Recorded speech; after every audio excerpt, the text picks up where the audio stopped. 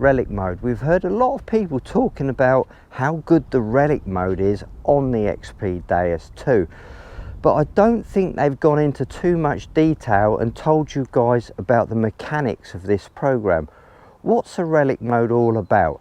Okay, we've seen it's deep on coins, but why is it deep on coins? So I'm going to give you guys a little bit more information about the relic mode on your Deus 2. It's program number 9. So before I get into the bare bones of the relic mode, let's have a little talk about its twin brother, the Goldfield mode. Now the relic mode and the Goldfield mode are almost exactly the same. They use the same platforms, and you guys who had the Deus 1 have the Goldfield mode in your machine. It's program number 10. Now I've seen a lot of videos out there showing how deep the relic mode is, etc, etc, but nobody's actually told you that the default relic mode has 0 iron rejection. It's an all metal mode, but don't panic, iron can still be rejected here, but we're using a different form of iron rejection. It's called IAR, iron amplitude rejection. Now this is all beginning to make sense to you Deus 1 users, because this is exactly the same iron rejection as you have with the Goldfield mode. So why is the relic mode different to the Goldfield mode? Well, quite simply, the relic mode uses a lower frequency band, and that's all there is to it. Now relic mode is designed to find big, deep targets. So relic mode isn't the same as your conventional discrimination modes. Fast, general, sensitive, full tones, all that lot. It runs a totally different platform. There's much less filtering, so you're getting more depth. You're not got a tone ID with this, you've got a VCO, so your target intensity tells you how big or deep the target is. So there's a lot of differences in this relic and the Goldfield mode. Now if you want to see the Goldfield mode in action, I'll put a link to a video up here and you can refer back to that. Okay, it's using the Deus 1, but as I say, exactly the same principles apply here. Here we go, this is a standard relic mode, no adjustments made. Just out of interest there, we've got a little visitor.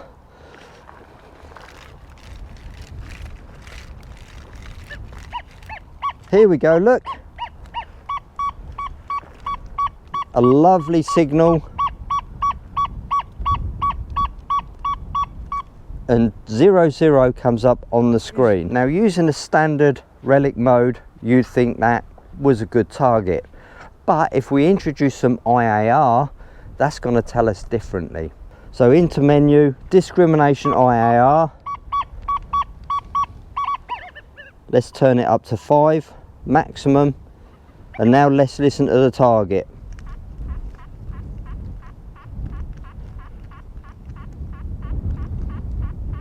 Iron. 4, 3, 2, 1.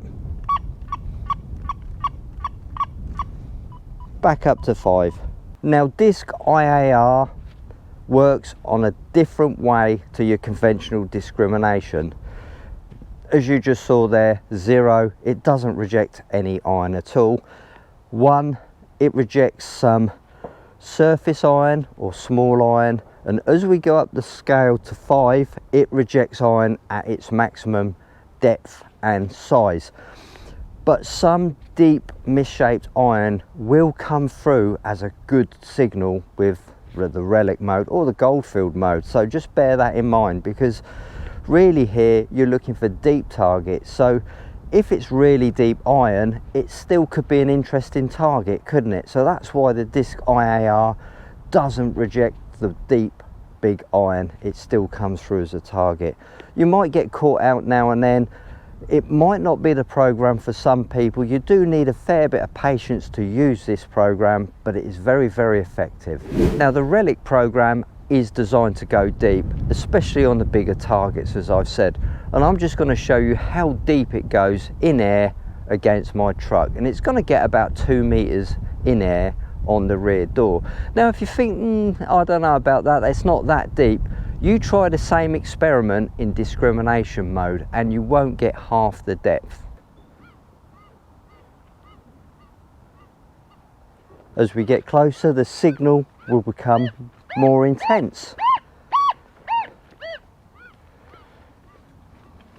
Let's go with what I think will be a good relic setting. Disc IAR straight up to 5. Sensitivity, leave it. Frequency shift, leave it. We're getting no EMI coming through. Iron volume, perfect. Reactivity, I think 1 might be a little bit low. I'm going to start off with 2.5 and then perhaps lower it as I go on. Audio response 5, that's too high for me. I want to lower it to 3 because I want those deep targets to sound quiet. Threshold, absolutely, I'm going to introduce some threshold into the background, which I absolutely love. There you go, that's my relic program all set up. All I have to do now is pump it a couple of times and grab the ground.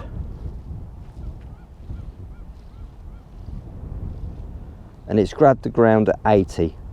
We're ready to go. Now another advantage of using the relic mode is you can sweep the coil 7 or 8 inches above the ground and still get good depth. Now there's an advantage to sweeping the coil above the ground, is because you don't get annoyed or interference from the small surface iron. I've actually got a video on how to search stubble using the Goldfield mode, and I'll post that above. So here we go then. Nice and steady, we've got a nice threshold in the background. Just waiting for some targets. Quite a nice signal there, look, coming up, locking on at 88.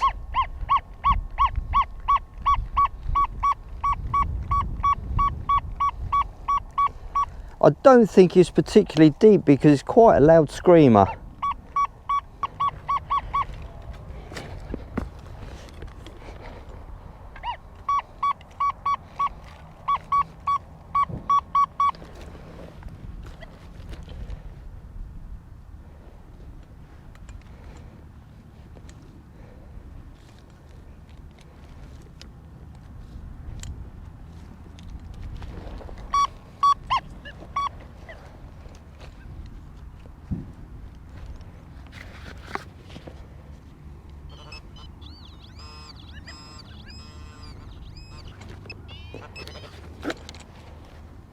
And that's what it is, look. It is a big old Roman, I must say it's a Roman steel yard weight with a hole in the bottom, look. And that would have been the steel yard weight. I think that's what it is anyway, I could be wrong. You know what I'm like for identifying things, I'm absolutely rubbish. And I know we would have got that a lot deeper because that was a screaming signal, it's quite a lump.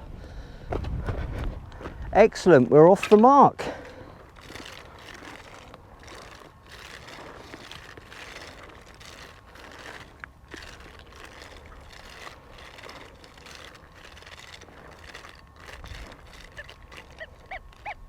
We got another one here.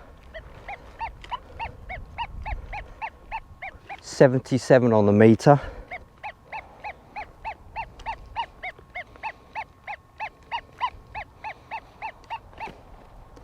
Here we go.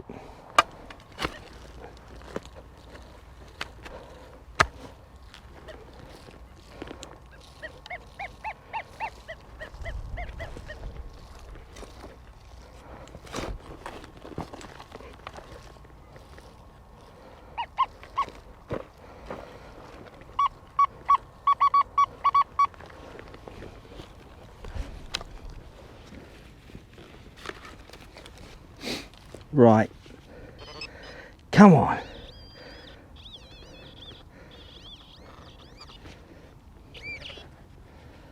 It's another piece of lead, a lot smaller than the last one.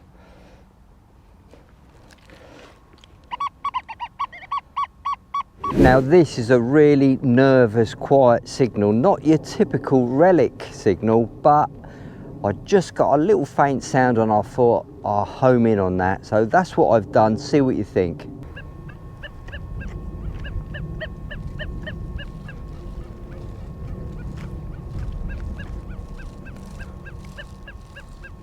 That's a real tricky one, isn't it?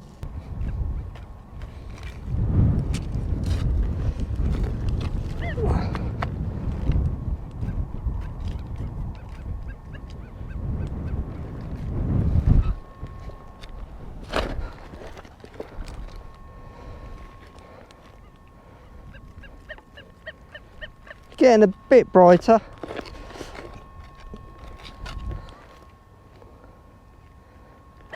Whoa, it's out, it's out, it's out, it's out. Coming up at 59.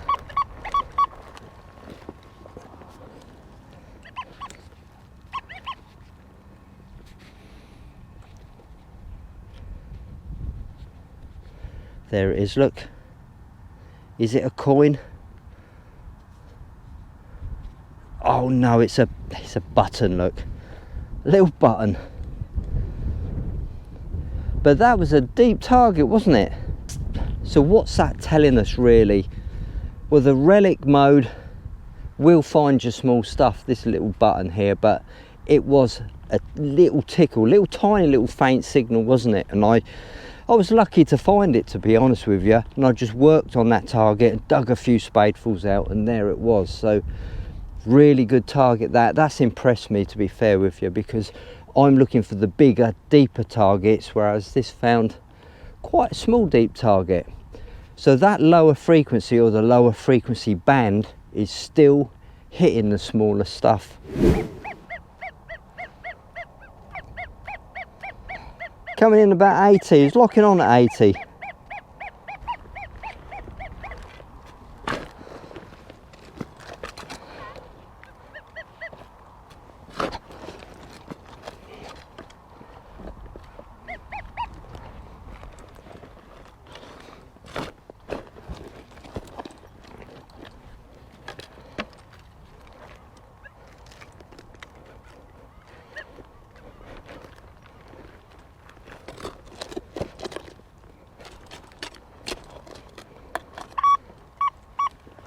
Here we go, it's out, it's out. That was a deep one, that was probably 10-11 inches down. That's what we got, look.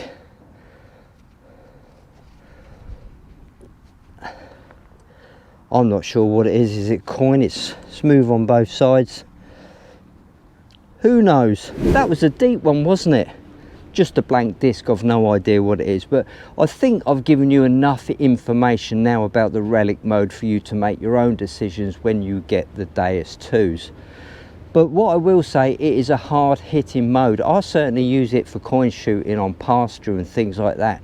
Would I use it on a medieval site or a Roman site when there's loads of iron? Probably not, you know. But just remember to bring in that disc IAR, just dial it into 5. Don't be frightened to use it at maximum, because then you're going to reject most iron. And also that reactivity, it defaults at 1. You just may want to raise it up a little bit more just to deal with any pollution. Well, that's it guys, thanks for watching. If indeed you still are, which I very much doubt it, don't forget to subscribe to our Facebook groups, the XP Adventures and the Metal Detector Skills School. There's lots of chat there, very friendly groups, and hopefully I'll see you on the next video. Bye for now.